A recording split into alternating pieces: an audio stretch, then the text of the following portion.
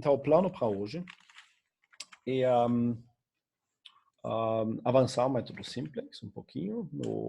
Na aula passada, nós discutimos digamos, o conceito fundamental, que eu chamo o núcleo do método simplex. Vou passar para lá, resumo. Então, eu quero dar um resumo rápido do núcleo do método simplex, se você tem dúvidas sobre isso. E depois nós vamos pelo menos resolver 2 de 3 problemas ainda do método simplex, que eu chamei bugs, coisas que nós não discutimos. Aqui a questão de sistemas ilimitados, que nós não discutimos, acho que bem rapidamente. O problema de encontrar uma solução inicial é uma coisa que nós não discutimos ainda, ou nós evitamos de alguma forma. E eu vou tocar um pouquinho pelo final, se tem tempo, sistemas degenerados. Isso é também um problema que eu vou ter que explicar ainda, ok? Para depois ver como se resolve isso. Então, talvez para dar um contexto aqui, né, o que nós fizemos na aula passada é basicamente uma abordagem em três passos. Eu vou colocar primeiramente o sistema na forma normal. Depois eu vou introduzir variáveis de folga e criar um dicionário inicial. E depois, isso tudo, se você quer preparação, eu faço isso somente uma vez. Então eu coloco um P aqui, fase de preparação. E depois tem o núcleo do núcleo mesmo. Deixa eu usar uma outra cor aqui, né? Ok? Depois eu vou, de forma mais alto nível, eu vou resumir o método simplex, aplica um pivô até não tem como mais aplicar um pivô. Pivota. Pivô, pivô, pivô, pivô, pivô. Então, isso, eu tenho um dicionário inicial. Depois eu faço um pivô, que dá um dicionário melhor, né, que eu maximizar. Depois eu faço um outro pivô, etc. Eu vou fazer muitos pivôs. Em algum momento eu tenho um dicionário, não sei, o 40º dicionário final. E aqui não tem como mais aplicar um pivô. E aqui eu vou parar. Então, eu vou parar e nós vamos ver ainda, nós não discutimos isso formalmente. No momento de parada, a solução está ótima. Então, isso é relativamente simples, bem alto nível. Isso faz nesse alto nível, faz sentido? Faz um mini feedback aqui, ou uma dúvida. Então, clique no yes. Está ok. Ok, eu vejo OKs. Gustavo, Frederico, Diego, Matheus. Ok. Tá, isso é super alto nível. Okay, no momento não aparece nenhuma dúvida, ok. Então, eu queria resumir isso também. Eu vou resumir isso de forma um pouquinho mais abstrata, ou seja, nós fizemos um exemplo na aula passada e agora eu vou usar a notação genérica, basicamente. Então, o que eu tenho aqui é um sistema genérico em forma normal, para lembrar.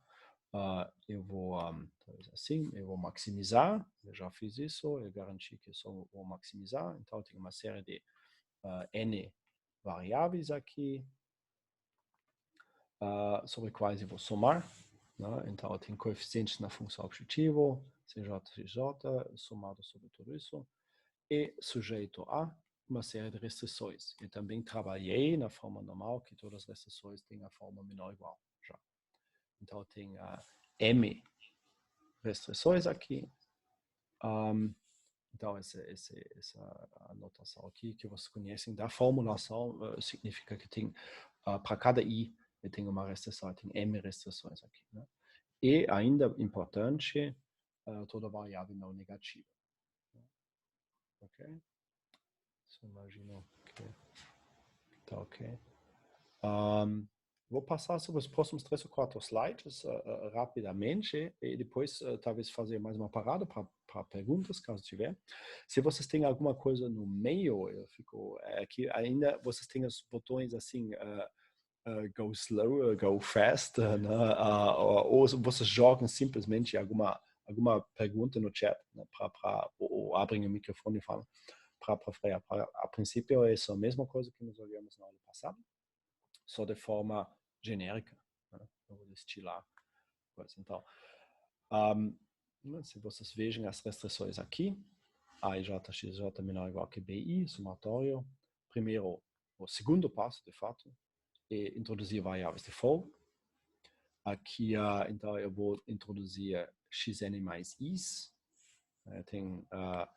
Nós mencionamos isso na aula passada, tem variáveis x1, x2 a xn.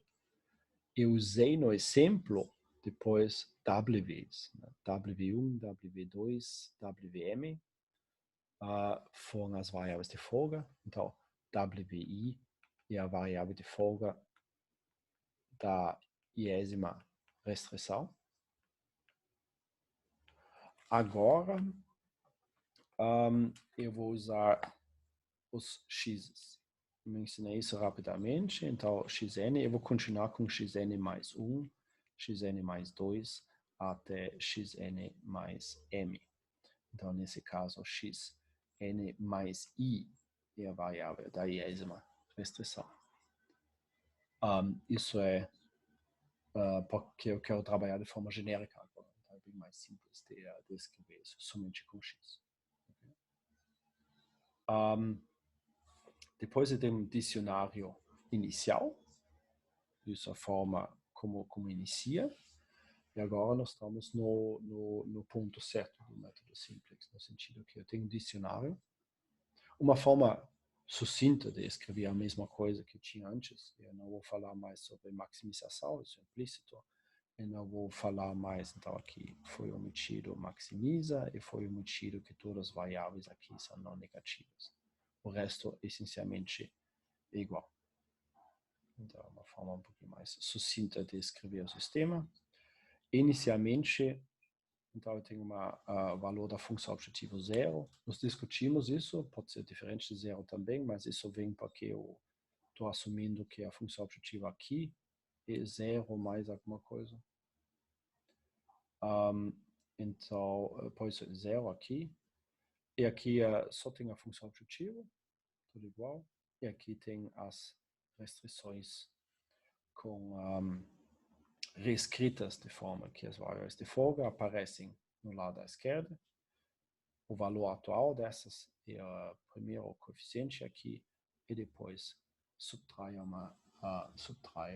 os lados direitos, né, que vem das restrições. Ainda nos falamos que essas são as variáveis básicas e aqui são as variáveis nulas. E a solução atual, então, eu posso ver que simplesmente x1, x2, a, xn igual a zero e xn mais i, as variáveis básicas, simplesmente tem o valor bi. Isso para todos i entre 1 e m. Talvez aqui vou para a mesma. Tudo isso faz sentido? Ainda resumo de forma abstrata? Ok. Uma pergunta, alguma coisa? Eu vejo uma série de case. Ok, muito bom. Por enquanto, nenhuma pergunta. Ok. Tá. Uma coisa ligeiramente nova que eu vou fazer é assim, se vocês olhem esse dicionário, as variáveis nulas são aquelas aqui, né? x1 a xn. Ou seja, o conjuntinho dos índices das variáveis nulas é 1 a n. E as variáveis básicas são as demais, né? n mais 1, n mais 2, até m. O conjuntinho dos índices, então é isso. Eu vou chamar esse conjuntinho aqui das variáveis nulas n. Faz sentido para nulas. Isso b para as básicas. Então, no início, esse conjuntinho é exatamente as variáveis de folga, o jeito que eu fiz. E o resto são as variáveis originais, 1 a n, que eu já tinha. Depois de fazer uma série de pivôs, isso não vai ser mais a mesma situação. Então, em geral, o dicionário, então isso chama aqui dicionário em geral, vai ter essa forma aqui.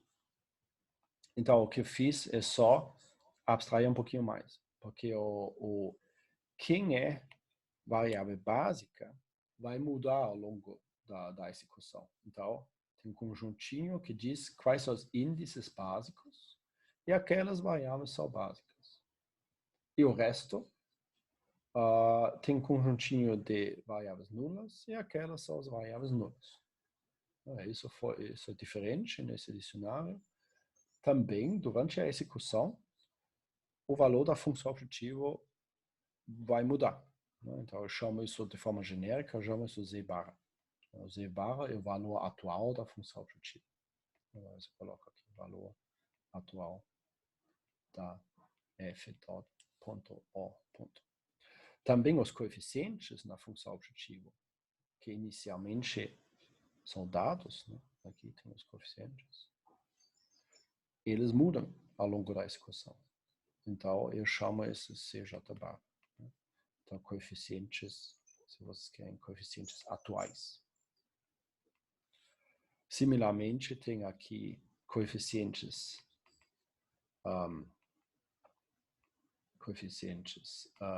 atuais nas restrições. Então, essa função objetiva, aqui são as restrições. E também tem os BI bars, que são os valores atuais das variáveis básicas. Então, barra só quer dizer valor atual. Essa coisa muda. Um dicionário genérico tem essa forma aqui. Algum valor, então, para repetir, algum valor da função objetiva, alguns coeficientes na função objetiva, alguns valores atuais, algumas variáveis básicas atuais, algumas variáveis nulas atuais, alguma matriz de coeficientes aqui embaixo, que eu desconheço. É só para dar um nome para poder falar sobre essa coisa. Então, isso vai ser uma consequência dos pivôs. Okay?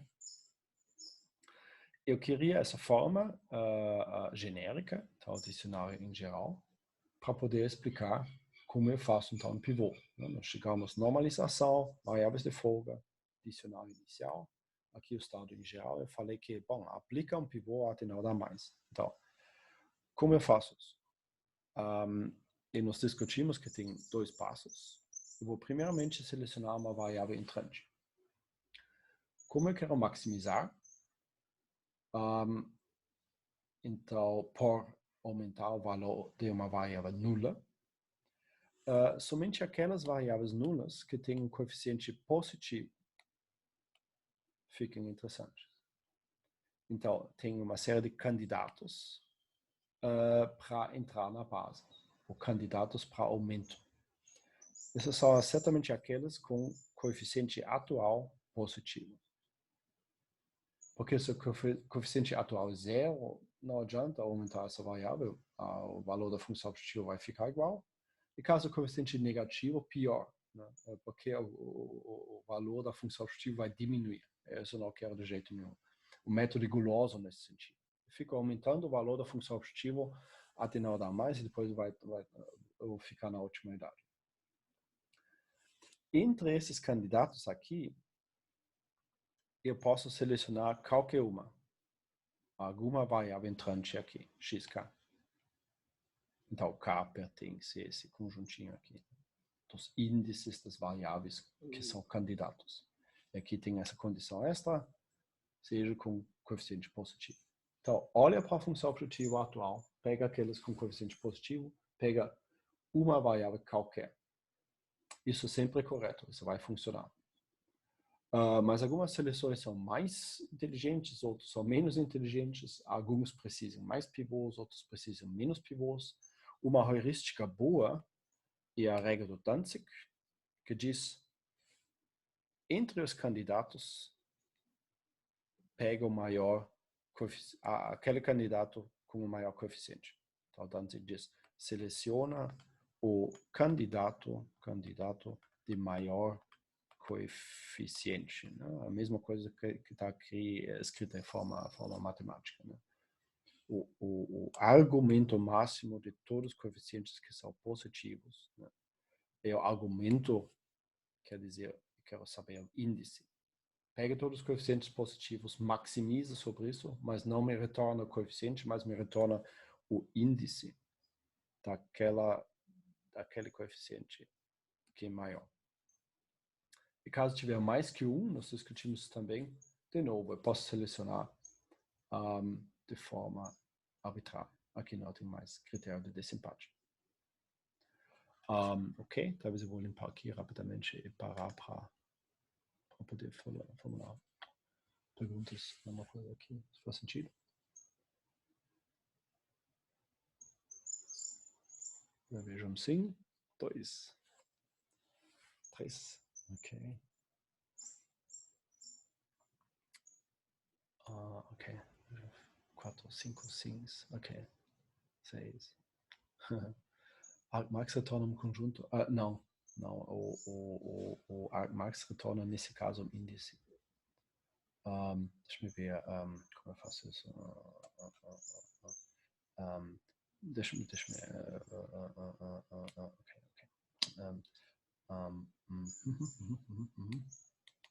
criar um exemplo. Okay. C1, C2, C3, C4. Okay. Isso é, não sei, 2, 1, 7, não sei, 3. Okay. Se tu escreve max, o max de C1, C2, C3 e C4, são 4 valores, 2, 1, 7, 3, o máximo vai ser 7. Okay. Agora, se tu quer o argmax, isso sempre indica que tu quer o índice que atinge o máximo. E quem é? C3 é o máximo. Então, deixa eu usar uma outra cor aqui. C3 é o máximo com o valor 7 e o índice do máximo é 3. Então, o argmax retorna o índice.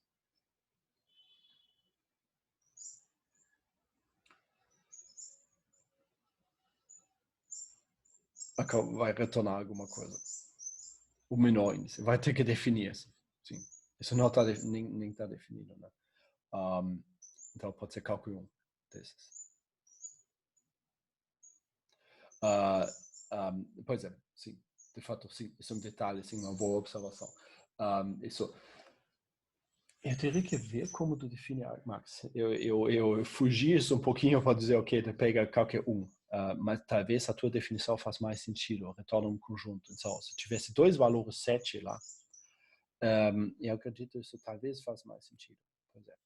Aqui o argmax retornar 3 e 4, ok?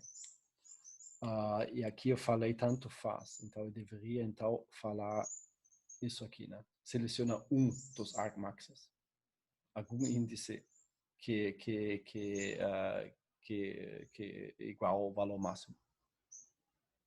Então tem as duas, sim. Tem as duas maneiras de fazer isso, né? A regra é pegar um dos maiores coeficientes, isso que o Danzig falou, mas não importa qual. Okay.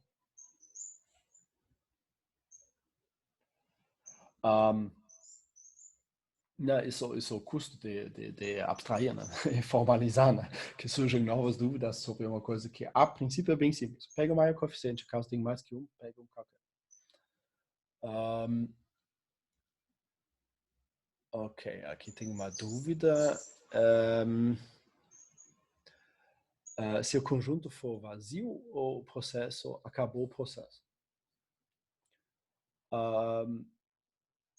Sim, a resposta é sim. Talvez, de fato, eu tenho um slide um pouquinho mais tarde, mas isso é o critério de parada, de fato. Okay? Então, talvez nós podemos discutir isso agora. Né? O que acontece? Então, bom, para fazer o pivô, eu preciso selecionar uma variável entrante. Então, eu falei que pega um candidato. Agora, caso esse conjunto é vazio, o que acontece? Exemplo concreto aqui. Né? O dicionário atual tem um valor de 13, talvez menos 2x1 menos 7x2. E aqui embaixo tem uma coisa que a princípio não me importa mais. Mas então, para ficar definido, vamos colocar uma coisa. Algo assim, ok? Nesse caso, se você olha na definição, as variáveis nulas são 1 e 2, né? Esse é o conjuntinho N. Então, pega todos os índices N, tal que o coeficiente atual é positivo. Então, o coeficiente atual do 1 é menos 2. O coeficiente atual do 2 é menos 7. Então, esse conjunto aqui é vazio. E aqui a pergunta do Frederico é: o que acontece? E a resposta é: termina. Aqui vai parar. Caso não tenha mais candidatos, então eu posso resumir isso assim, né? Caso não tenha mais candidatos, para variável entrante, para. Isso é o critério de parada, o método simples.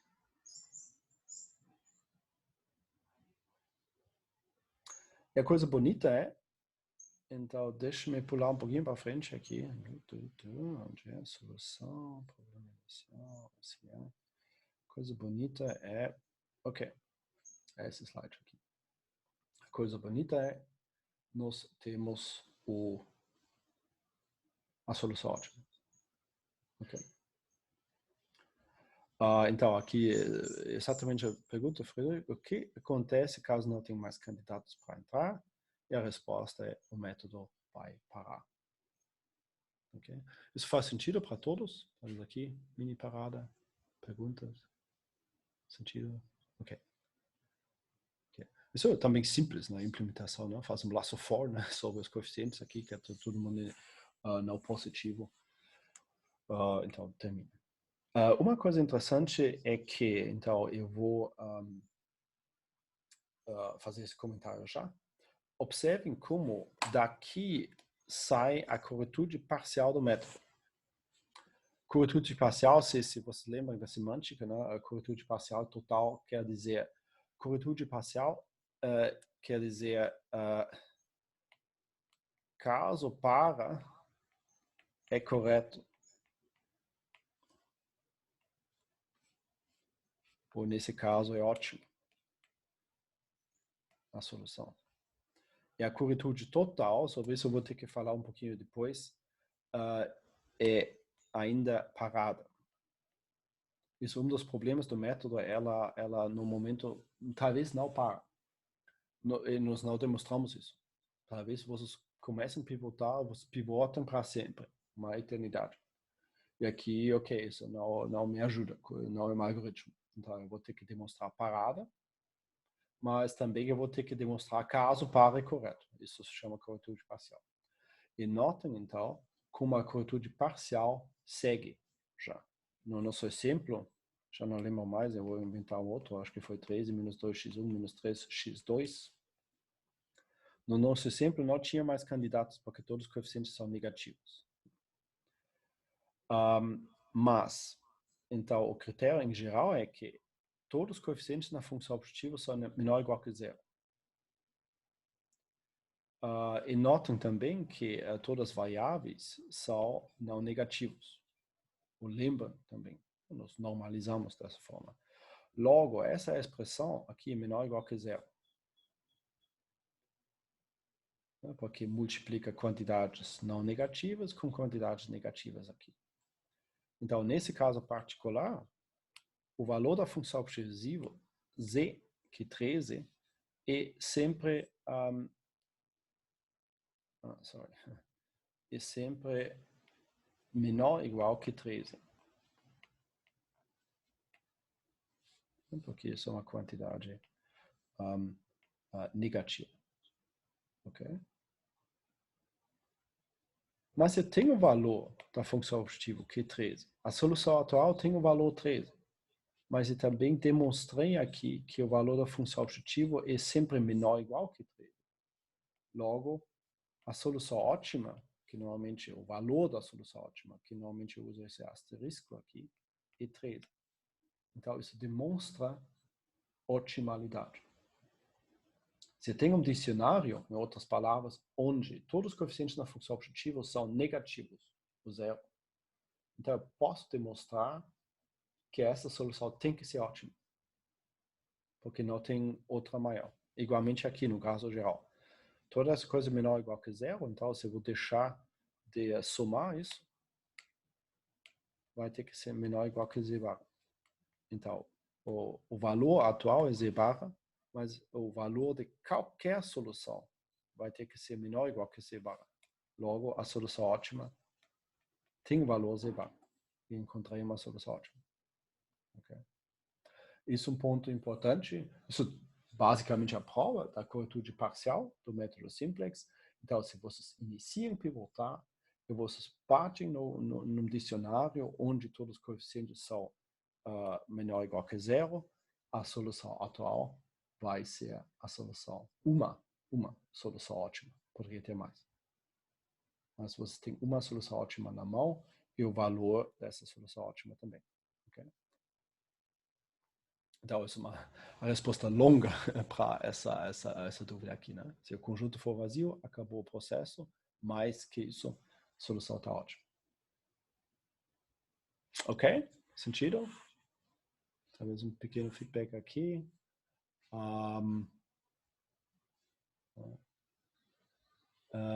Para assumir que a função objetiva do último dicionário é igual à solução para a função objetiva inicial do processo ou não? Sim.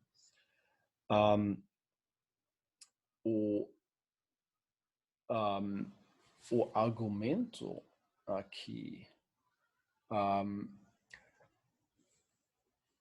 essa função objetiva, okay, que eu tenho aqui, é uma expressão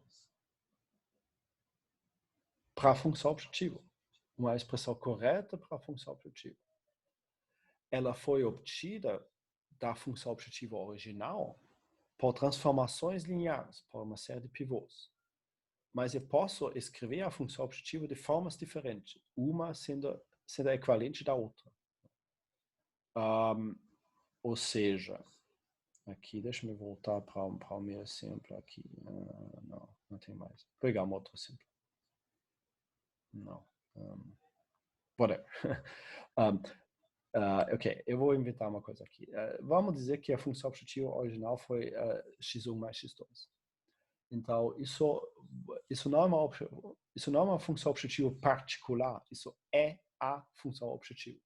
Okay? Então, para todos os valores factíveis, eu posso substituir aqui x1 e x2, eu vou receber o valor da função objetiva. Okay? Agora, depois de uma série de pivôs, eu vou chegar nessa representação. Mas isso não é uma representação particular de alguma função objetiva. Isso também é a função objetiva, só escrita de outra forma. Então, para qualquer solução que eu possa imaginar factível, se eu vou substituir os valores aqui, eu também vou receber o valor correto da função objetiva. Então, essa forma final aqui que eu recebi é também uma forma alternativa de escrever aquela função objetiva. Então, qualquer coisa que eu vou substituir aqui, whatever, vai me dar o valor correto. Mas depois eu posso ver se eu vou substituir uma coisa positiva aqui, mesmo, ou eu multiplicar com coisa negativa, só vai diminuir. Então é ótimo que as variáveis nulas atuais sejam nulas, sejam zero. E assim vai ter que ser ótimo. Okay? Então é um fato algébrico, basicamente, que tem o dicionário apresenta o mesmo sistema de forma diferente. Tem diferentes variáveis básicas e tem diferentes variáveis nulas. Mas o dicionário sempre representa tudo de forma fiel. Tem tudo que tem lá. A função objetiva é a função objetiva, as restrições são as restrições. É só reescrito de outra forma. Bem como na elemental gaussiana, AX igual a B, você transforma uma matriz por combinações lineares de linhas e colunas e multiplica por coeficientes e outras coisas. Ainda o sistema correto. só representado de outra forma. Ok, ok, isso já foi um discurso mais longo. Okay, faz sentido? Ok, mais uma dúvida? Um momento sobre isso. Ok. Então, vamos finalizar o pivô. Então, nós falamos sobre os candidatos. E agora eu tenho um candidato. Eu posso selecionar, então, aqui a minha regra de Danzig, qualquer outra regra que eu poderia inventar. Eu pego alguma variável, eu pego algum índice, de fato, aqui, k, e fundamentalmente, então, xk é a variável entrante. Aquela nula lá no lado direito que quer entrar na base. Para terminar o pivô, e para poder fazer os cálculos, né, eu vou ter que determinar uma variável sainte ainda. Esse limite é determinado para aumentar a variável entrante. De fato, eu não vou fazer isso manualmente cada vez, mas conceitualmente eu quero aumentar essa variável entrante xk. Então, o que vai acontecer?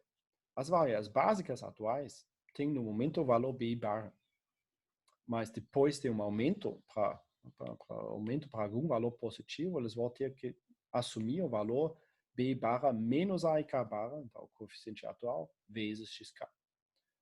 Porque xk foi nulo antes, né? Então isso não existia. Mas agora vai ter que ter valor, então eu vou ter que compensar para manter as igualdades. Todas as demais variáveis nulas ficam nulas, por isso eles não aparecem aqui nessa igualdade. Né? Eu joguei fora.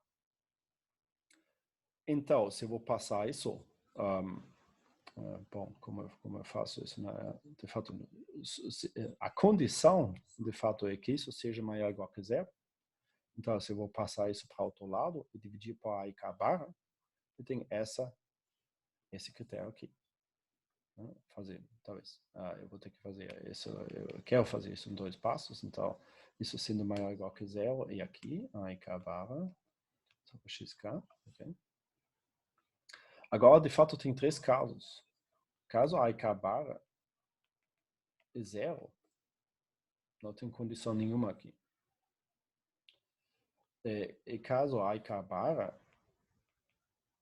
é negativo, esse seria o segundo caso, a divisão para a e k barra vai me dar b k barra sobre a e k barra é menor ou igual que xk.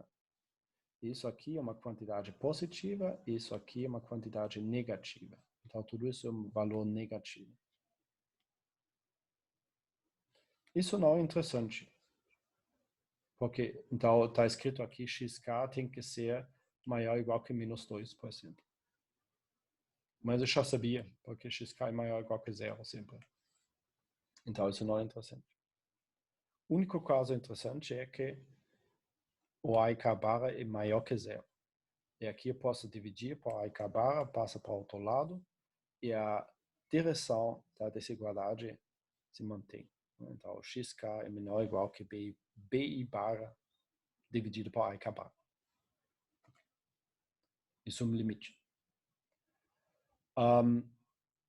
Agora, cada i das restrições, cada variável básica vai me dar um limite para aumento. E nós já falamos isso é um e, né, uma conjunção. E tem que satisfazer todos os limites. Então, o menor limite, o maior valor de aumento, é igual ao menor limite. Então, eu pego todos os limites aqui, eu vou olhar para todas as variáveis básicas e todos aqueles coeficientes positivos, vou dividir o coeficiente da variável atual pelo coeficiente da variável entrante e pegar o mínimo sobre todos. Eu chamo isso alfa. Isso é o menor limite. Ok? Isso, talvez, pegar o meu exemplo aqui. Isso é bem mais simples se eu faço isso no concreto, no exemplo. Então, pegar L, por exemplo. Se isso aqui fosse a variável entrante, assim não faz sentido, então eu teria que ter um coeficiente positivo, né? Eu vejo aqui que x3 é 3 menos x1, e x4 é 2 menos 3x1. Então, aqui tem x1 menor ou igual que 3, e aqui x1 é menor ou igual que 2 terços. o menor limite, o alfa, então, é 2/3.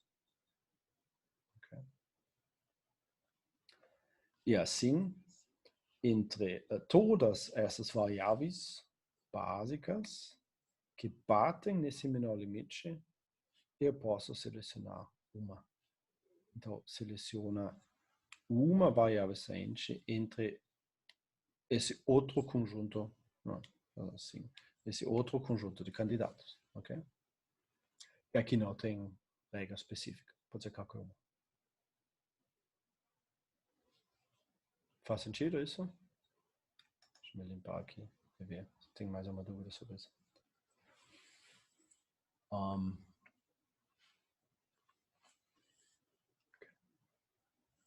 Esse ok. 3, 4, 5.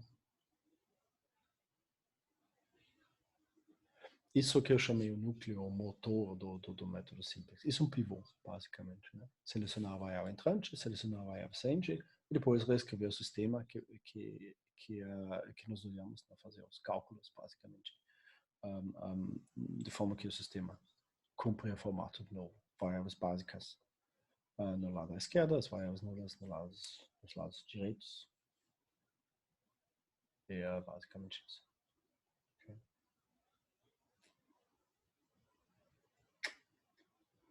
Bom, então, ok.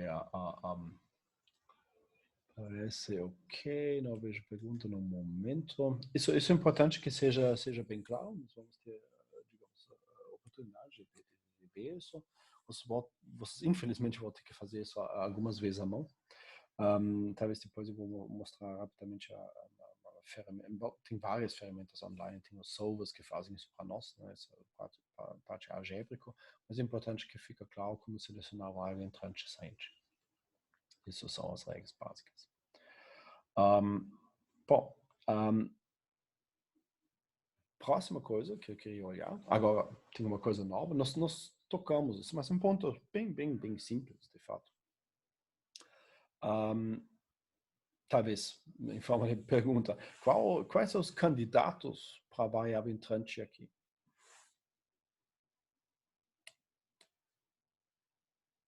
Candidatos, variável entrante. Nós falamos se o conjunto de candidatos para a variável entrante vazio vai parar. Então aqui, quais são os candidatos para a variável entrante?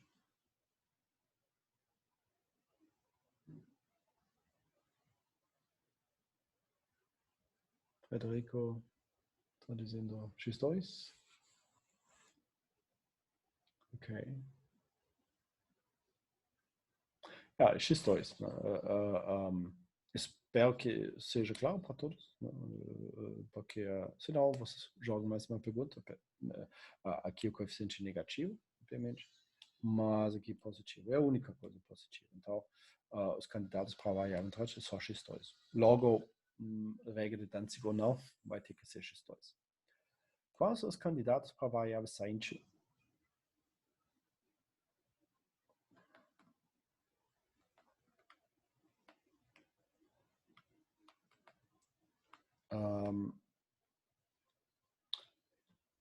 E qual o menor limite? Qual alfa?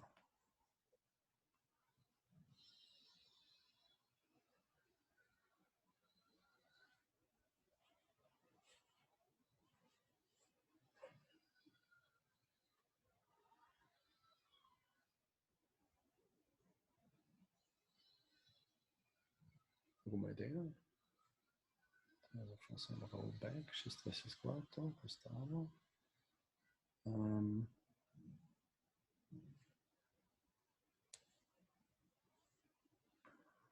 Vamos ver se eu consigo.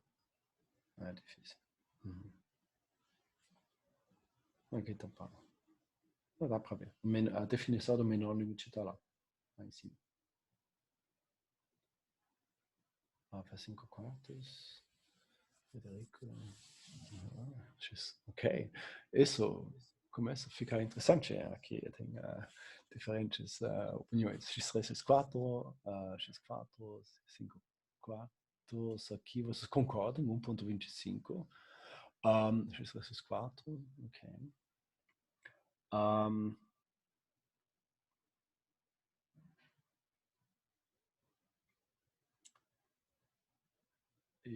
Talvez. Não sei se tem mais dúvidas. De fato, a resposta é diferente. Aqui, talvez, é uma sutileza da definição, talvez, mas em termos práticos, acho que não é tão sutil. Deixa-me copiar isso do lado de novo e repetir nosso raciocínio, ok? x3 é 2 mais x2. E x4 é 5 mais 4x2, certo? Porque o x1 eu quero manter nula. Qual foi a condição? Isso tem que ficar maior ou igual que zero. Okay? Quais são as consequências disso? A primeira diz que x2 é maior ou igual que menos 2. E a segunda diz que x2, agora o 5 vai para o outro lado, depois eu vou dividir, é maior ou igual que menos 5 quartos. Ok? Então vocês quase estavam lá. 5 quartos está ok, só que tem um sinal negativo. Isso é o caso que nós observamos que não me dá informação. Né? Que é um limite superior para o aumento da variável x2. Aqui tem limites inferiores. Eles são ainda não muito úteis, porque eu já sabia que x2 é maior que zero. Então, notem que não tem limite. Aqui. Não tem limite. Eu poderia aqui aumentar a variável x2 arbitrariamente. Qual o significado disso?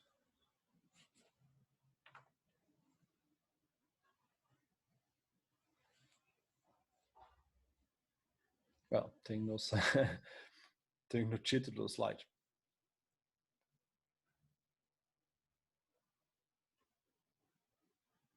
Caímos no conto do sinal. Agora eu não sei. Talvez isso.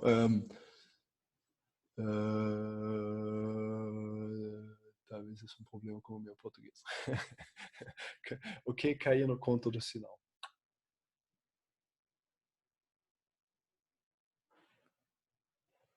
Ou talvez, não sei. Ou não, talvez seja uma... sim, ok. sim, vocês caem. Sim, ok. Sim, ok. Então, talvez eu vou explicar o detalhe técnico e depois nós vamos para o significado, mesmo que eu acho que o significado provavelmente é claro. Quando eu fiz aqui os cálculos, né, o BI barra dividido para IK barra, notem que no nosso sistema aqui, isso é importante, aqui tem um sinal menos implícito. Isso vem porque nós introduzimos várias de folga no início e depois passamos tudo para o lado direito e aqui surge esse sinal. Ok? E aí, caso essa coisa, né, nesse sistema aqui, ok? De fato, o B3 barra é 2 e o B4 barra é 5. Mas aqui esse maisinho quer dizer menos x2.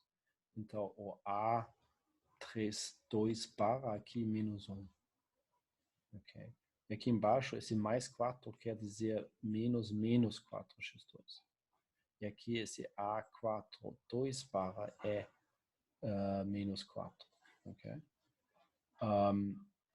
Isso pela forma que nós estamos escrevendo a coisa. E logo, o mínimo sobre todos em B com coeficiente não negativo é vazio, né? É um conjunto vazio. E agora depende como eu vou definir o mínimo de um conjunto vazio. Normalmente isso é definido como infinito. E candidatos para a variável sainte? Nenhum. Ok, essas são as respostas aqui. Agora, então, nós não temos limite para aumento. E o significado dessa coisa é, bom, o sistema é ilimitado. Isso pode acontecer. Se vocês lembram a solução gráfica, né, por exemplo, tem uma restrição aqui, talvez, só, digamos, né, x1 e x2. Agora, se a função objetivo cresce nessa direção aqui, o sistema vai ser limitado. Acontece.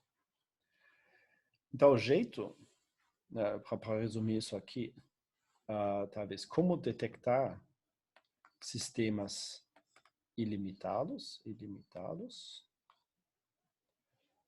algum pivô vai ter, vai ser, digamos, sem candidatos para a variável centro. Okay? É só isso. Então, é exatamente essa situação que nós temos aqui. O jeito que vocês detectam sistemas ilimitados é essa situação aqui. Tem ainda um candidato para entrar, então tem coeficientes não negativos, sim, mas ao tentar determinar a variável centro, vocês descobrem que não tem limites mais. E aqui o sistema é ilimitado. E de fato nós temos aqui, se vocês olhem aqui, soluções. Quais são as soluções? Se você está x1 igual a 0, x2 arbitrário, maior ou igual que 0, obviamente, e x3, eu vou citar 2 mais x2, e x4, eu vou citar 5 mais 4x2, todo mundo sempre vai ser 0. Isso são todo esse conjuntinho com x2 arbitrário é uma solução. E o valor é 2, o valor é z igual a 24 mais 2x2. Então é arbitrariamente grande. Isso, como se chama aqui no exemplo, um raio para infinito. Né? Infinity ray. Uma direção que aponta para infinito. Eu posso aumentar nessa direção à vontade. E vocês podem, então, se vocês partem numa situação dessas, vocês podem escrever as soluções. Aqui é o raio. Isso é o raio. Com parâmetro x2 arbitrário e o resto segue. Então, se alguém quer um valor que é mais que 10 na 6, é só passar isso para o outro lado e calcular. Então, vai ter que ser, não sei, x2 mais ou menos metade de 10 na 6, menos 24. Então, é arbitrariamente grande, porque qualquer valor que eu quero produzir, eu posso produzir. Okay? Então, isso resolve um problema do método simplex. Né? Nós falamos sobre o sistema pode ser infactível, o sistema pode ser limitado, o sistema pode ter uma solução ótima. Então, solução ótima sabemos, quando chega no final, nós temos a solução ótima. A solução ilimitada, agora sabemos também, é assim que acontece. É só infactibilidade ainda. Isso é uma coisa que nós vamos ter que tratar também. Faz sentido essa discussão dos sistemas ilimitados? Talvez uma parada aqui. Sim, não, talvez. Ou dúvidas? Veja alguns sims. Sim, sim, sim. Ok.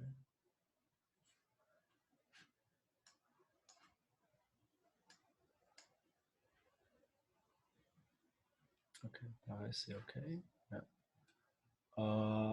Ok, ótimo. Tá. Ok, então só para lembrar, se isso acontece, não tem problema, o sistema vai parar. Né? Ou seja, ok, para. 2 pontinhos, sistema ilimitado. Não tem problema. Isso é ilimitado. Isso é um caso que eu quero detectar, uma parada normal. Okay? E aqui a outra parada nós já discutimos, parada com otimalidade. Então, isso já resolve um bom parte do método simples. Isso tá bom. Agora nós vamos resolver um outro problema. Ok? Agora, coisa nova. Aqui um problema. Eu voltei aqui para o nosso dicionário inicial. Okay? Então, Não tem as quantidades barras aqui, né? A solução inicial mesmo. A primeira função objetiva vai ser CJ, e o B são os lados direitos, e a matriz original dos coeficientes, as variáveis nulas, são as variáveis x1 a xn aqui, e as n mais i's, então n mais 1 para m aqui são as variáveis básicas no início. Bem a situação adicional, do adicional inicial. A solução inicial que eu tenho aqui é essa. É um pouquinho compacto, né? Mas basicamente está dizendo que x1 igual x2 igual x3 igual etc, igual xn igual 0, né? Porque todas as nulas aqui são nulas, né? E xn mais 1 tem o valor B1, ok? E o xn mais 2 tem o valor B2, etc. Né? O xn mais m tem o valor Bm. São os lados direitos. Okay? Um problema surge aqui caso... talvez numa outra cor. Isso é o problema essencial caso um BI é menor que 0. Porque caso eu faça isso, a solução não está viável. Porque a nossa fala sempre foi que toda variável xi maior ou igual que 0 para ser uma solução viável. E aqui também nós usamos isso como critério para formar limites e tudo. Então eu não poderia começar, caso um dos PIs aqui é negativo, eu não posso começar dessa forma. Nós começamos. Né? Então o nosso exemplinho foi algo como... Vamos ver se tem um exemplinho aqui. Não. Nosso exemplinho foi algo como, não sei, maximiza x1 mais x2, sujeito a x1 mais x2 menor ou igual que 3, e menos x1 menos ou mais 7x2 menor ou igual que 5. Isso funciona. O dicionário inicial aqui vai ser W1 igual a 3 menos x1 menos x2, e W2 igual a 5 mais x1 menos 7x2. E os sinais aqui não, bom, as variáveis pelo menos não importam, mas o que importa é isso aqui, e 3 e 5. A função objetiva que também ela não atrapalha, eu poderia colocar. Ok? Eu posso ver aqui que as duas variáveis de folga, nesse caso, W1 e W2, são não negativos, e o resto é nulo, então funciona. Agora, eu vou querer resolver esse sistema aqui, com menos 3. E agora aparece o menos 3 aqui. E agora, essa condição que eu queria satisfazer não está mais satisfeita. E isso é um problema para o meu método.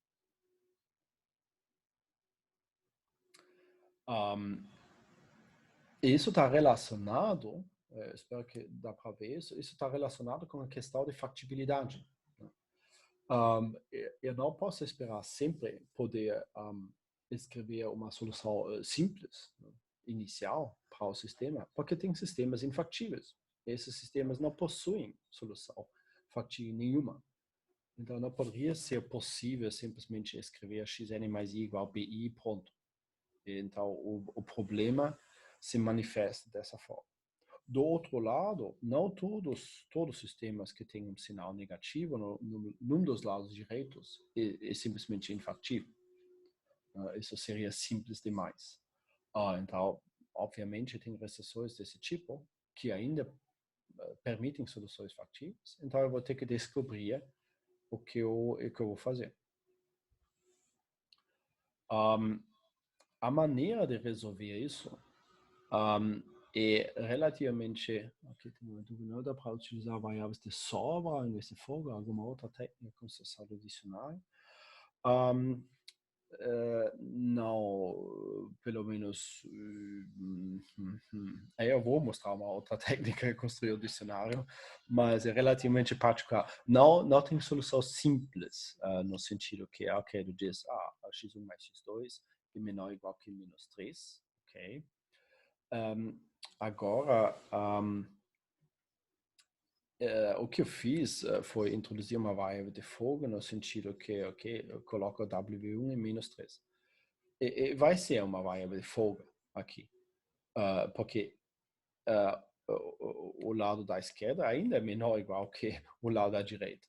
Então, a diferença entre os dois é uma quantidade não negativa aqui.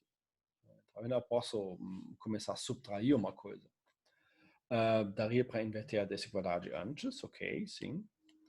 Vamos ver, né? Talvez nós vamos chegar numa solução mais simples.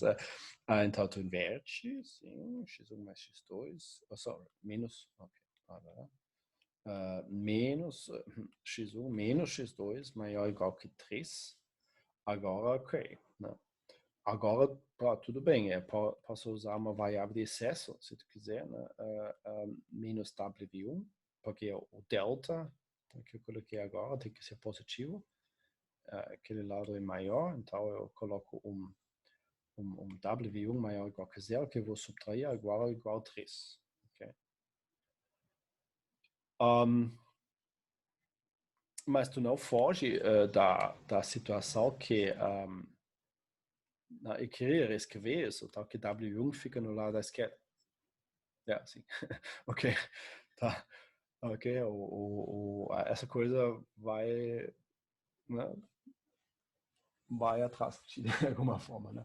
Tu não foge dessa situação. Porque, como eu tentei argumentar de forma super genérica, né? Eu não posso perceber, assim, isso é uma solução inicial simples, né? Só igual aos lados direitos. Mas eu não posso perceber imediatamente sempre uma solução inicial simples, uma que satisfaz, uma factível. Porque talvez não tenha. E talvez o sistema é super complicado. Então, eu teria que ter assim, uma visão, como se chama isso? Né? Uma clairvoyance, uma visão perfeita, né? Para enxergar soluções. É difícil, pode ser bem difícil. Ou talvez não existe. Então, não tem como existir sempre uma solução. Isso não vai dar. Nós vamos ter que trabalhar para isso. Nós vamos ter que descobrir, por suar um pouquinho mais, se existe mesmo uma solução inicial ou não. E de fato o que vai acontecer, então nós vamos, isso se chama método de duas fases, então vai ter uma fase só para descobrir se tem uma solução efetiva, uma outra que depois vai otimizar.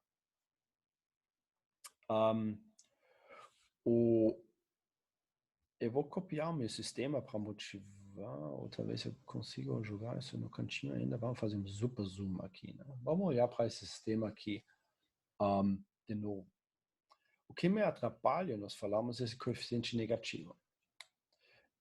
Então eu poderia fazer uma coisa muito ruim, ou bom, depende como eu quero ver isso. Vamos pegar esse valor. Eu dou um jeito aqui, eu vou somar 3. E para ficar mais bonito, talvez aqui também. Então eu coloco aqui 0 e 8, ok? Problema resolvido, né? Pronto, tenho um problema com coeficiente negativo, agora tá legal. Só que eu estou resolvendo outro sistema, eu não posso fazer isso. Então, o que eu estou fazendo, de fato, é uma coisa que graficamente seria: eu tenho um sistema com algumas restrições que não percebo imediatamente a factibilidade. E agora eu somei 3 aqui nos lados direitos. Isso quer dizer nada mais que toda a restrição foi relaxada um pouquinho aqui no sistema, por 3. E de fato eu queria relaxar isso tanto que o ponto zero das variáveis originais, né, x1 e x2, faz parte. Porque isso que eu faço aqui, de fato. Esse ponto zero faz parte. O problema ocorre caso o ponto zero não faz parte. Então eu vou relaxar as restrições. Porém, é um outro problema. O problema está relaxado. Então eu vou ter que desfazer isso, o relaxamento, depois. E o jeito que isso está feito é: eu não vou somar simplesmente um valor numérico que eu não posso desfazer mais. Eu vou fazer esse relaxamento, agora falta de cores, de forma simbólica. Eu vou somar uma quantidade de zero positiva aos lados direitos. E x0, nesse caso, tem que ser maior ou igual que 3. Okay? Para compensar o menos 3 aqui. Se eu tivesse mais um menos 5 aqui, então eu preciso que o x0 é maior ou igual que menos 5. Então eu simplesmente vou setar x0, nesse caso, igual a 5. Aqui mais 5. E aqui eu vou setar x0 igual a 3. E de repente eu tenho uma solução factível. O resto tudo funciona igual. Ok? Isso é um truque que está usado para poder aplicar o método simplex uma segunda vez. Numa primeira fase, para descobrir a solução factível. Então, a ideia fundamental é relaxar os lados direitos. Até eu consigo uma solução factível, mas eu preciso fazer isso de forma simbólica, desfazer. A forma simbólica, que eu chamo a forma simbólica, é somar, eu já coloquei no outro lado, é somar um x0 aqui no lado direito.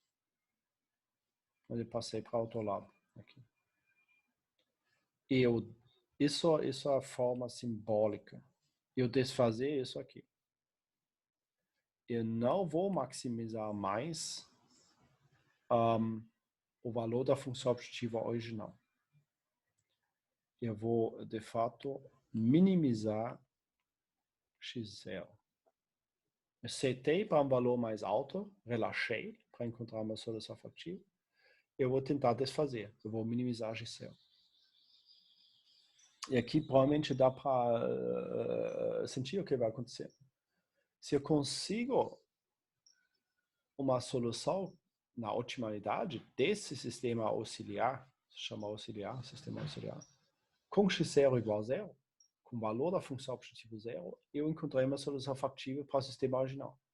Eu relaxei e desfiz. Caso isso não é possível, quer dizer, não existe nenhuma solução com x0 igual a 0. Ou seja, não existe nenhuma solução factível para o sistema original. Isso é a lógica aqui.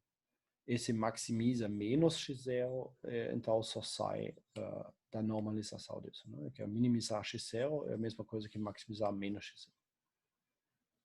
Okay? Isso faz sentido? Parar aqui. Clear all. Ok? A lógica disso. Uma dúvida sobre isso?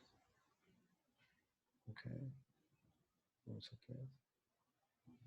Se o x0 for negativo na solução.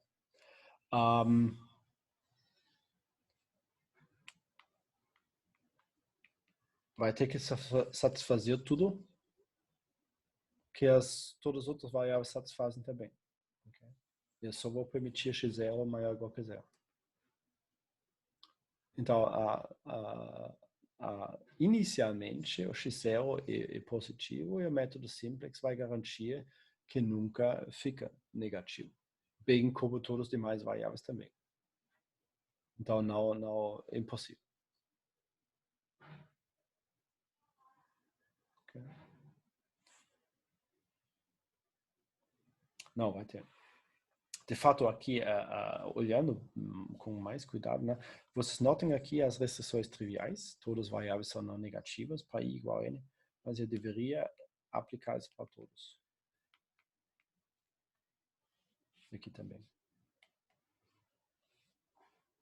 Ah, não, aqui não. Aqui não. Okay. Todas as variáveis, inclusive x0.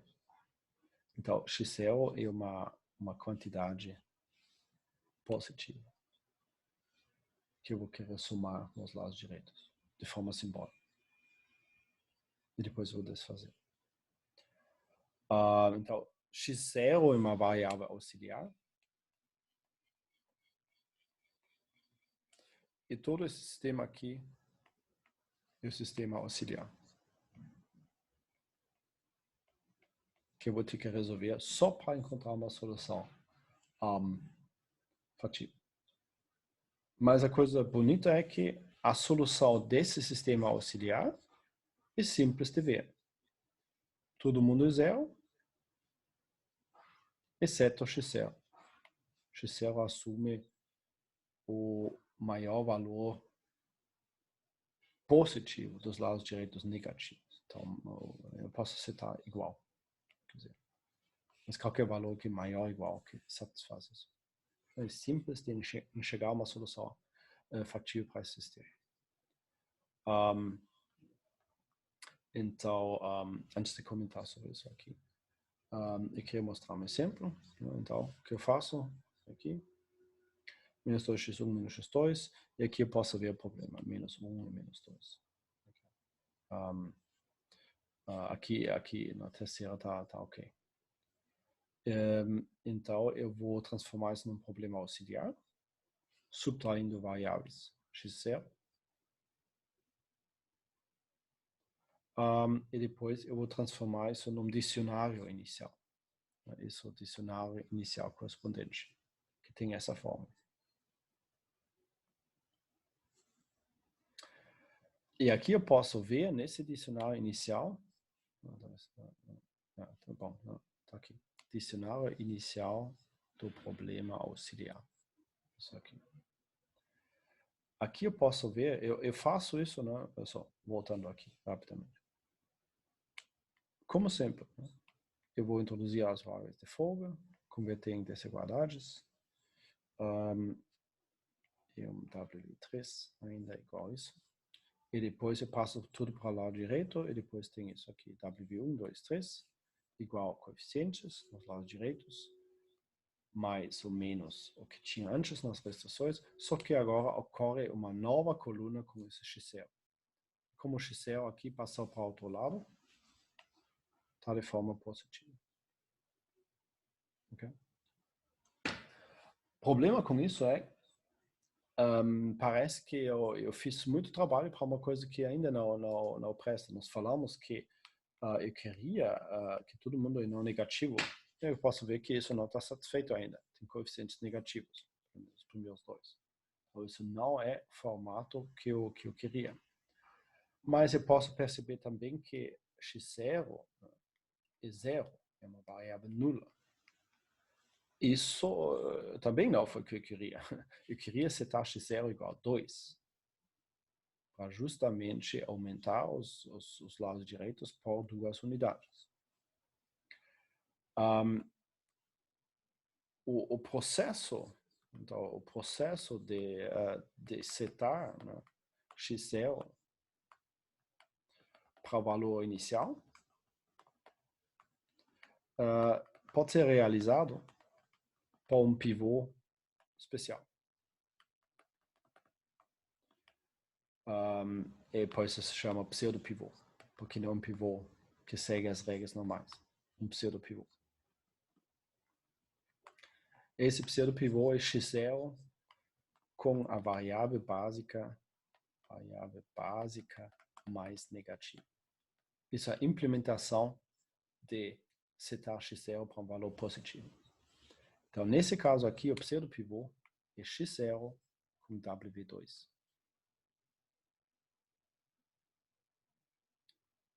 É simples de ver porque isso resolve o meu problema. Para pegar essa linha aqui e reescrever, né? Se eu vou reescrever essa linha aqui, vai estar x0 igual a 2. E o resto passa para o outro lado, menos x1, menos 2x2, e o W2 fica lá. Então eu posso imediatamente perceber que x0 agora tem o valor 2. Exatamente o que eu queria. E como consequência, agora eu vou ter uma solução factível. Então, a consequência do pseudo-pivô vai ser uma solução factível do sistema auxiliar. Okay? Então, isso que vai acontecer no início. Então, no exemplo aqui, se vocês executam esse pivô. Então, eu quero escrever de novo aqui. O pseudo pivô aqui é x0 com w2. O pseudo do pseudo pivô é só determinar a variável entrante e sainte. Então, a variável entrante é sempre x0 e a variável sainte é sempre a variável mais negativa, ou uma variável mais negativa. O resto é tudo igual. Então, a transformação do sistema, os cálculos, é tudo igual. Eu faço como fosse um pivô normal. É só variável entrante e sainte que os dois ficam determinados por uma regra diferente.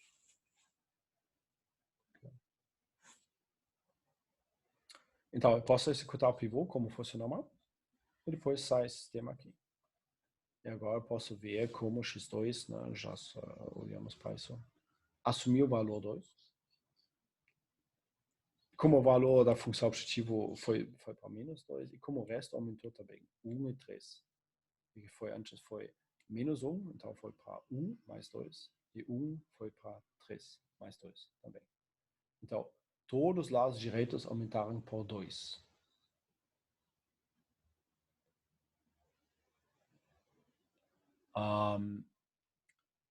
Como o coeficiente x é positivo na linha do W2, sim, não seria ilimitado se executássemos um pivô normal. Sim, seria ilimitado se executássemos um pivô normal. Mas nota que o ilimitado do pivô normal vem por selecionar uma variável entrante e depois olhar os coeficientes linha por linha para determinar limites, para saber quem é a variável sainte. Agora eu não faço isso. O pseudo pivô diz x0 w2. Okay?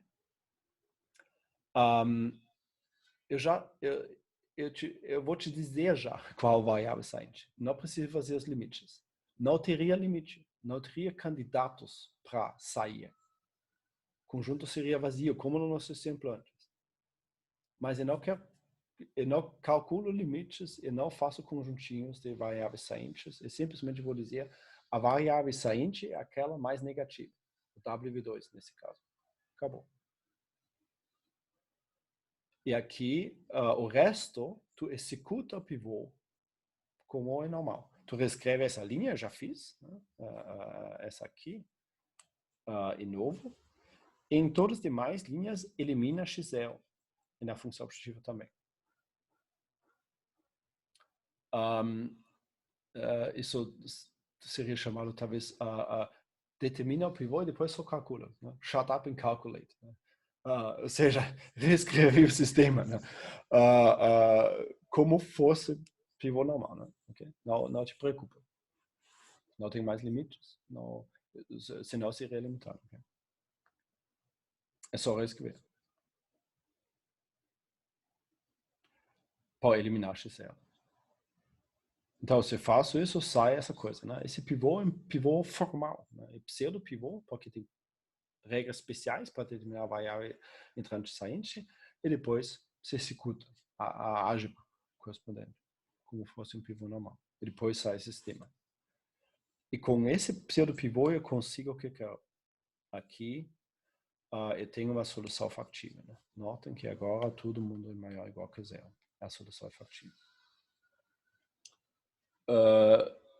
Com o custo de usar esse x0, que não existe no sistema hoje. Então, esse sistema aqui, eu vou executar o método simples. Então, aqui eu vou aplica o método simplex normal. Então, a partir desse ponto, eu faço pivôs normais. Variável entrante, candidatos aqui, maior coeficiente, x2, determina limites, 1/3, 1, então W1, ou seja, agora eu posso ver, W1 entrou, saiu da base, foi nula, x2 entrou, aqui de novo, candidato positivo, aqui não, então essa variável entrante, não dá limite, 4/3, 2, Então, tem que ser X0. Então, eu faço mais um pivô. E, de fato, o X0 saiu da base. E X1 entrou no lugar do X0. E agora, solução ótima. Né? Não tem mais candidatos aqui em cima.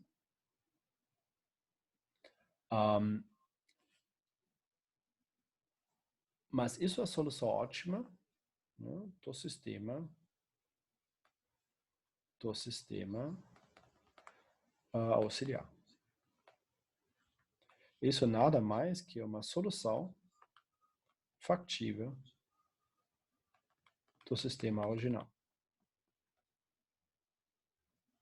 Porque o valor do X0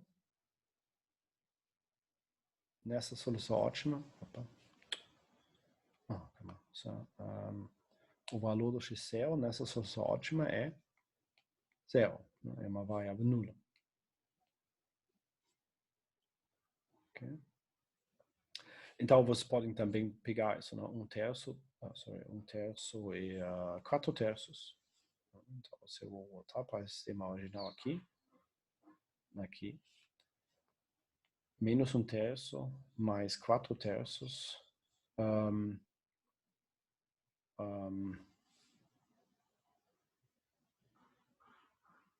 dá alguma coisa não está funcionando aqui. Sistema correto.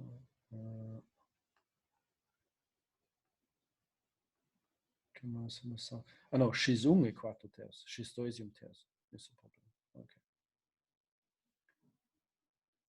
Então, deveria ser factível aqui, né? Menos 4/3 mais 1/3 igual a menos 1. Satisfaz. E menos 4/3 menos 2/3 e menos 6/3 e menos 2. Né? Então, essa solução, de fato, é factível no sistema original. Okay.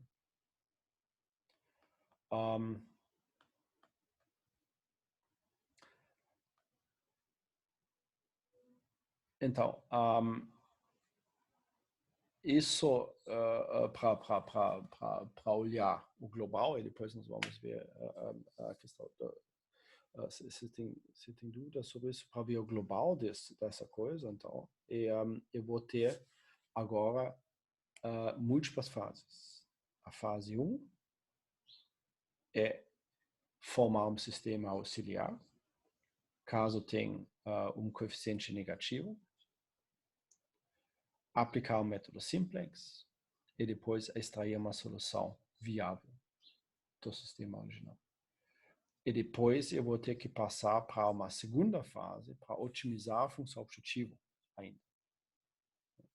Eu posso decidir essas coisas, acho que aqui tem um resumo mais detalhado.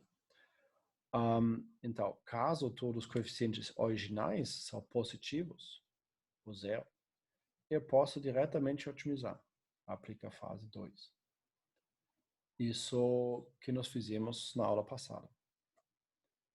Se não, eu vou ter que introduzir um sistema auxiliar. Como nós fizemos agora, sistema auxiliar. Eu vou iniciar com um pseudo-pivô. Então, X0, a nova variável auxiliar, e a variável básica mais negativa. Isso para setar o X0 para o valor inicial que eu quero. Depois eu vou aplicar o método simplex normalmente. Então, aplica o método simplex, isso se chama fase 1. Isso é só para encontrar uma solução factível ou não. De fato, a decisão é essa aqui. Eu preciso aplicar a fase 2 ou não. Caso a fase 1 termina com um X0 maior que 0, nesse caso aqui em cima, então eu vou concluir o sistema original não tem solução. Porque se o sistema original tem uma solução, vai ter que ter uma solução com X0 igual a 0, porque X0 não fez parte da solução original. Se eu vou descobrir isso, aqui eu vou parar. Imprime infactível. Então, para com a solução infactível. Nesse caso aqui. Se não, eu vou preparar a fase 2 e executar o método simplex mais uma vez. Então, o truque desse método é aplicar o método simplex 2 vezes. Uma para uma fase 1 e depois para uma fase 2, para conseguir uma vez uma solução factível e depois uma solução ótima. A preparação da fase 2, você vai ter que ver ainda, é mais simples de ver aqui nesse sistema. Notem que, nesse caso, o x0 é uma variável nula. Então, eu posso remover o x0, simplesmente. Porque isso foi uma variável auxiliar, artificialmente introduzida, e agora eu vou remover de novo. Mas notem também, talvez vamos voltar muito para trás, né? A função objetiva original do sistema, vamos dizer isso aqui, ela foi jogada fora e substituída por uma função objetiva que minimiza x0.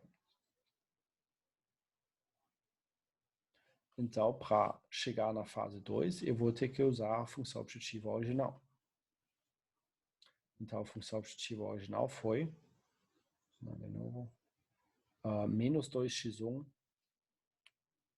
menos x2. Okay.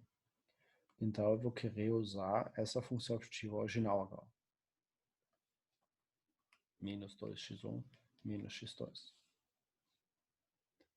E aqui, para, de fato, poder fazer isso, eu vejo que as variáveis nulas é W1 e W2. Então, eu vou ter que reescrever isso. Mas x1 é 4/3 menos, mais 2/3 W1 mais 1/3 W2. E x2, aqui, é 1/3 menos 1/3 W1 mais 1/3 W2. Então, essa reescrita eu vou ter que fazer. Na discussão sobre a otimidade, nós discutimos. Né? Tem diferentes formas de escrever a mesma função objetiva, então eu vou escrever essa função objetiva de novo. Então, nesse caso, não tem isso como exemplo, então vamos fazer os cálculos. Tá menos 8/3 dá menos 3. Então, menos 8/3 menos 1/3. Depois dá menos 4/3 W1 mais 1. Então, dá menos 3/3 W1, ou seja, menos W1. E no final dá menos 2/3 menos 1/3 menos W2. Então, a função objetiva que eu queria não é essa, porque ela está nas variáveis originais, mas eu queria uma função objetiva que eu vou colocar isso numa outra cor aqui em cima, z igual menos 3 menos W1 menos W2.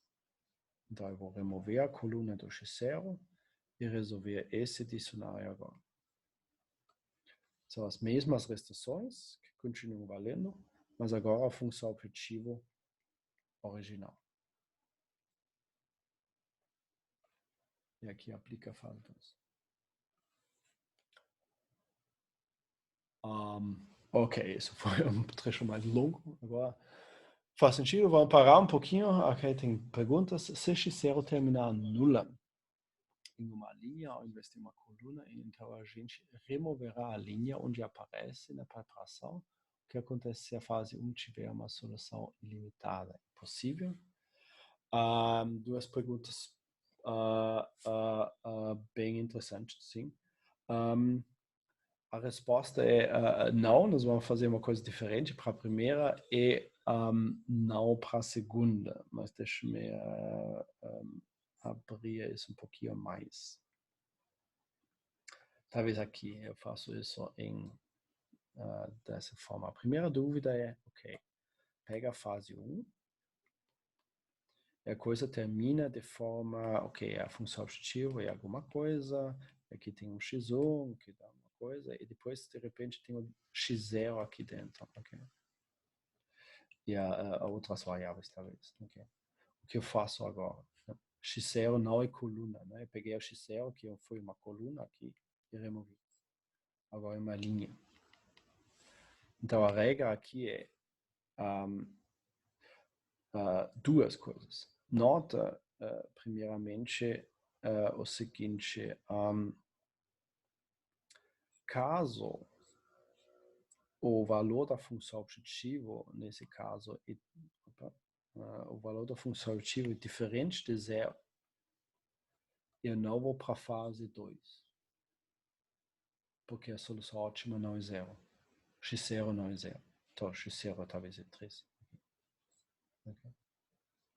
Aqui não precisa fazer nada. Porém, se o valor da função objetiva mesmo é zero, isso indica passar para a fase 2. Encontrei uma solução do sistema original com x0 igual a zero. É uma solução factível do sistema original. Então, nesse caso, x0 tem que ser zero também, aqui.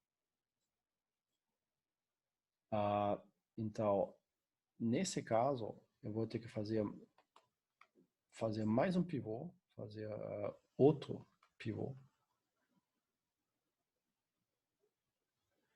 que remove x0 da base.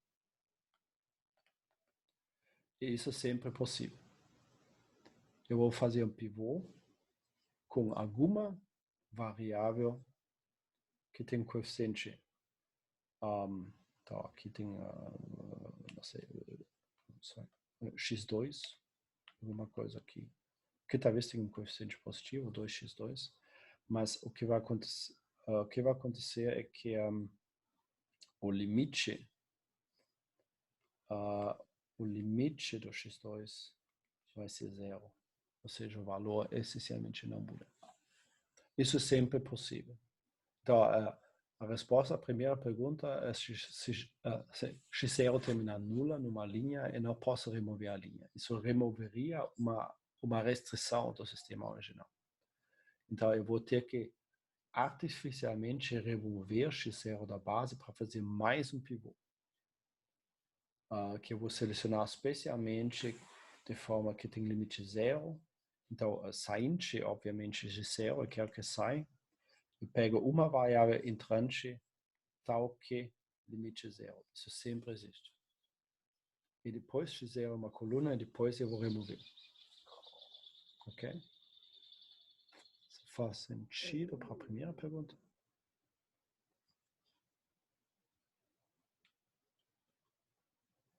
Isso é muito raro, mas acontece, sim. E uma technicalidade a mais, né? Isso distrai um pouquinho da ideia bonita de fazer sistema auxiliar resolver só, pode acontecer. Sim. Segunda, então, o que acontece se a fase 1 tiver solução ilimitada? É possível? E a resposta é não. Okay? A resposta breve é fase 1, nunca ilimitada. Então, a fase 1, nós já observamos que sempre tem uma solução factível para a construção, nunca é limitada, então sempre vai ter que terminar com uma solução ótima. E vai para a fase 2 ou não. A razão é a fase 1 maximiza, a fase 1 minimiza essencialmente x0, sujeito a uma série de condições e sujeito a x0 maior ou igual que zero. E aqui não poderia ser ilimitado, senão isso dá valores mais e mais e mais negativos para x0.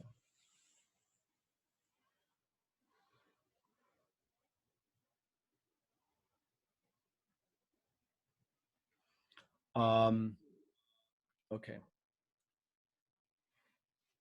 Tá, eu vou voltar para essa, mas faz sentido a questão aqui. Okay? Então, o fato que a fase 1 nunca é limitada é a razão que eu minimizo uma variável não negativa. Então, vai ter que ter um limite. Ok, sim. A questão do... vamos ver se consigo justificar isso melhor. A questão do...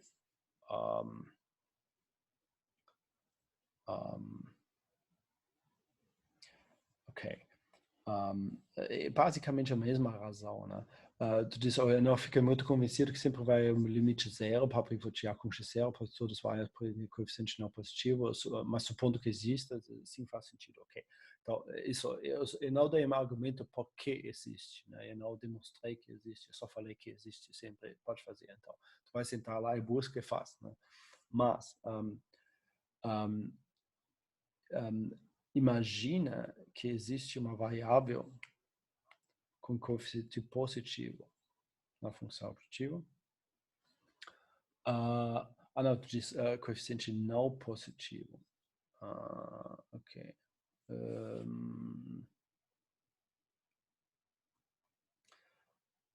Ok. Tu tens todos com coeficiente.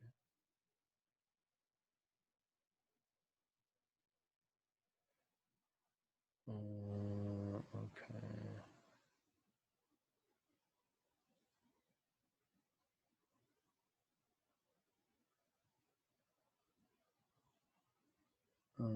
Eu não sei se é meu argumento, o que eu queria fazer esse argumento aqui. Então, todos têm coeficiente não negativo, eu queria aumentar. Se tu consegue fazer isso, o valor da função objetivo vai...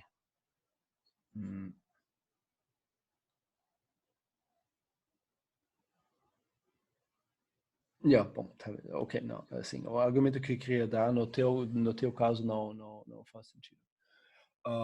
Eu provavelmente vou ter que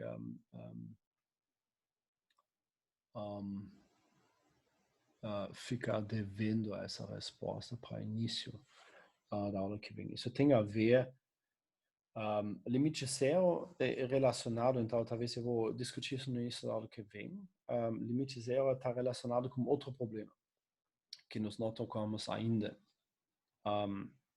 no método simplex. E aqui eu poderia justificar, talvez que não, ok, eu estou 3 minutos acima do limite, então eu não queria comprimir isso em 30 segundos rápidos. Okay? Eu vou te dar essa resposta no início da aula que vem, com um pouquinho mais de discussão também de limite zero, né? Porque isso caiu aqui pela primeira vez. E o limite zero tem outros problemas, né? Que com convergência. O limite zero quer dizer que o aumento efetivamente nulo do valor da função objetiva. E isso é potencialmente ruim, né? Porque eu não faço progresso na função objetiva. Então, se eu faço muitos pivôs com limite zero, falando fora do contexto da fase 1, então eu sempre fico no mesmo ponto. Eu não faço progresso na função objetiva. Então, é possível que eu, inclusive, vou fazer um ciclo de pivôs com limite zero. Sim, como eu disse, se o limite for zero, eu poderia teoricamente pivotear 2 pivôs eternamente. E de fato, com 2 pivôs, acho que não tem exemplo na literatura, mas com uma série de 6 ou 7 tem. Então, de fato, esse é o último problema do método simplex. Nós vamos ver um problema um pouquinho técnico também, mais remoto, mas que nós discutimos. Nós temos cobertura parcial, caso para, está ótimo, mas por enquanto não temos cobertura total. E do jeito que está o método no momento, de fato é possível que ela pivotear eternamente. Então, não terminar. Então, esse problema vai ter que ser resolvido também, e nós vamos resolver isso na quarta. Junto com essa questão do porquê necessariamente sempre existe um pivô para remover x0 da base. Okay? Mas a regra, então, para passar para a fase 2, sim, x0 tem que ser uma coluna, isso sempre dá para fazer. Depois eu vou remover x0, eu vou remover a função objetiva artificial e colocar a função objetiva original no lugar. E depois passar para a fase 2. Ok?